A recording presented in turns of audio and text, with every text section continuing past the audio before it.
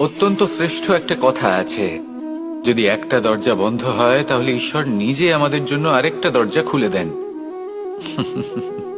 কিন্তু কিছু মানুষ আছেন যারা এটা ভাবেন যে আমার সাথে তো এরকম হলোই না, আমাদের জন্য তো কোনো নতুন দরজা খুললো না, কোনো নতুন পথ আমরা খুঁজে পেলাম না। সেই বিষয়ে আমরা চিন্তা করি, দুঃখ পাই যে এরকম কেন হলো। কখনো কখনো নতুন দরজা উন্মুক্ত হয়, কিন্তু পুরনো যে বন্ধ দরজা আছে তার সামনেই আমরা দুঃখী হয়ে বসে থাকি, আর এমন ভাবে বসে থাকি যে নতুন দরজার দিকে আমাদের চোখই যায় না।